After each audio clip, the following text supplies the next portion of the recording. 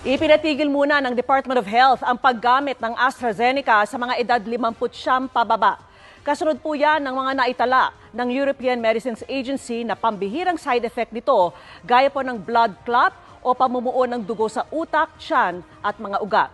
May parating pa namang 17 million doses ng AstraZeneca na binili ng pribadong sektor at mga lokal na pamahalaan. Nakatutok si Cedric Castillo.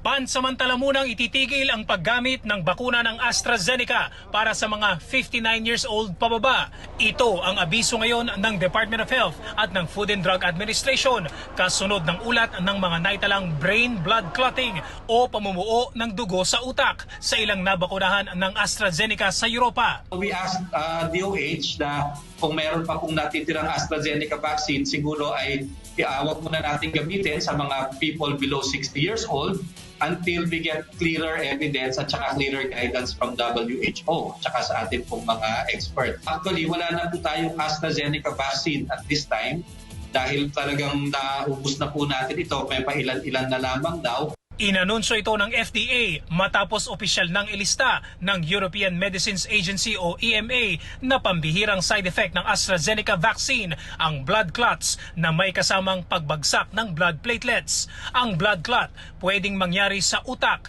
tiyan o arteries na minsan ay may kasamang pagdurugo. The Prague, after a very in-depth analysis, has concluded that the reported cases of unusual blood clotting following vaccination with the AstraZeneca vaccine should be listed as possible side effects of the vaccine. Iginiit ng EMA na pambihirang side effect ito sa kabuuang 34 million katao na nabakunahan sa Europa sa ngayon. Nasa mahigit 160 ang nakaranas ng blood clot sa utak at mahigit 50 ang nagka-blood clot sa tiyan. Sa bilang na ito, may 18 namatay. Sa pag-aaral ng EMA, karamihan sa mga kaso ay mga babaeng 59 years old pababa. Karamihan ay nangyari 2 linggo matapos ang unang dose ng bakuna.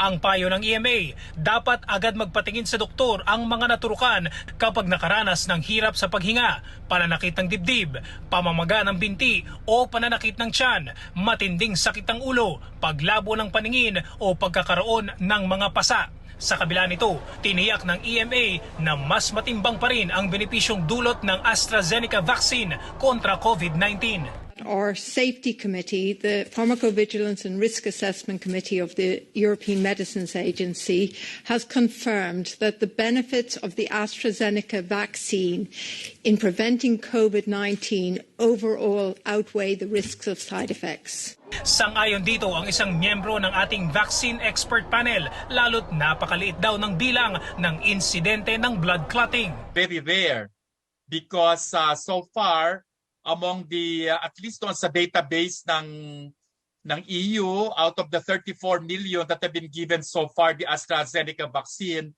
only a total of I think around 64 cases were reported. What they are just saying is, as of now, with the evidence that are available, it is not enough to say or reason for them to discontinue vaccination. So it's only just an alert to them that these are happening and they will monitor developments. Sa isang statement, nilinaw ng DOH at ng FDA na hindi raw ibig sabihin ito na hindi ligtas o hindi epektibo ang AstraZeneca vaccine. Mas matimbang pa rin daw ang benepisyong ibibigay ng vaccination, kaya hinihikayat pa rin ang lahat na magpabakuna laban sa COVID-19. Nauna na rin sinabi ng World Health Organization na mariin pa rin itong nirerekomenda ang paggamit ng AstraZeneca vaccine. Si Presidential Advisor for Entrepreneurship Joey Concepcion, ikinagulat ang anunsyo ng FDA lalo pat aabot daw sa 17 million doses ng AstraZeneca vaccine ang unang batch na order ng private sector at local government units na inaasahang darating sa Hunyo. You cannot cancel this. These are already firm, ready to be delivered. The entire private sector is shocked, no? Speak of, no? And quite disappointed. These things will just destroy vaccine confidence in the country, which is already weak. Lampas kalahating milyong doses ng AstraZeneca ang